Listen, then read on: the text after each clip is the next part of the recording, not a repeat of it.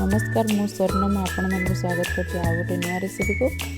आज रेसिपीटी हूँ पनीर आलू तरकारी। आपको अपन भात रुटी पूरी पराठा सबुथ खाईपर बहुत स्वादिष्ट लगे। आसतु आज बनवा रेस्टोरेंट स्टाइल पनीर आलू तरकारी। ये मुझे पनीर आलू कटा हुआ पियाज टमाटो प्यूरी ग्रीन मटर कैप्सिकम फ्रेश क्रीम अदा रसुण पेस्ट सब नहीं जाइए। चलते ये बनइबा। एबे मो गैस टी को ऑन करी एबे गोटे कड़ाई बसई देबी। कड़ाई ताती गला पर किसी तेल दे दूची।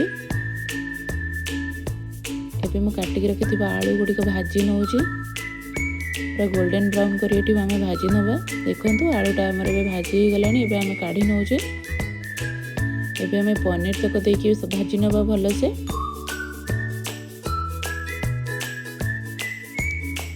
टिके भाजिला बेले केयरफुली भाजिबे पनीर गुड़िक भांगी जाई पारे।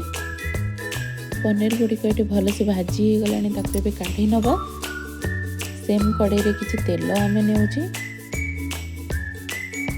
किसी गोटा मसला सहित जीरा देके आम फुटे देवा। जीरा टे फुटी गला परे आम पियाज देके गोल्डन ब्राउन कर पियाज को भाजी नवा। तापर आम अदा रसुण पेस्ट दौचे।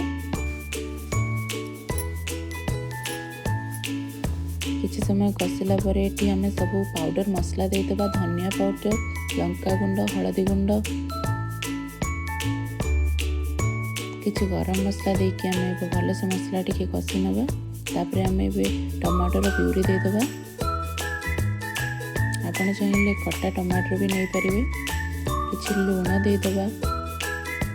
ग्रीन मटर काटिक रखिथिबा कैप्सिकम सब देकी भल से टिके आउ थे कषि नवा।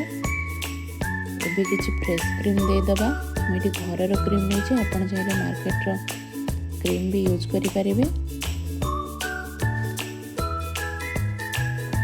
टिके कषिकी एबे आम याको किसी समय घोड़े की रखिदेबा तेल टिके ऊपर को आसवा पर्यंत।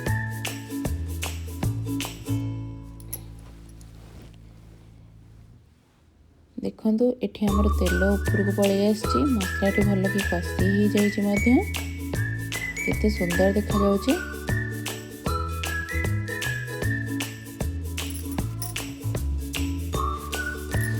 एबे हमें भाजी के रखितबा आलू तक दे देबा।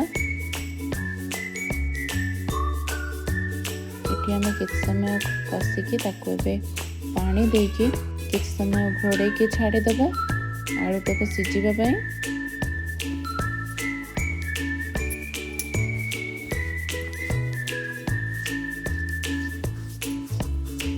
मसला टी कषि हो जाए आलू सिझी जाए भल से।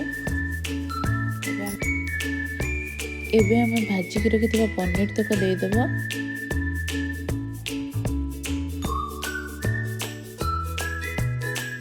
पनीर टी भल से मिक्स कर नवा। एठी अल्प किछि पानी देदेव। एठी किछि समय फुटवा छाड़ीदेवा। रेडी हो गला हमर एठी तरकारी।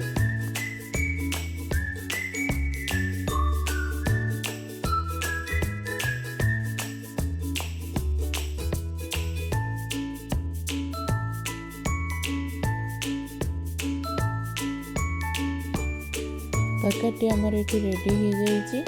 एबे किसी काटिकी धनिया पत्र किसी ऊपर देदेवे। केते सुंदर देखा जाउछि देखंदो।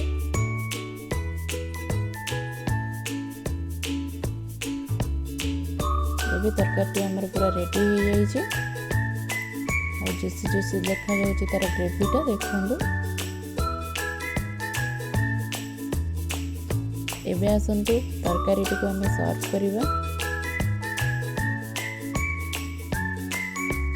देखो तरकारी टी केते सुंदर हेछि। केते सुंदर देखा जाउछि भी।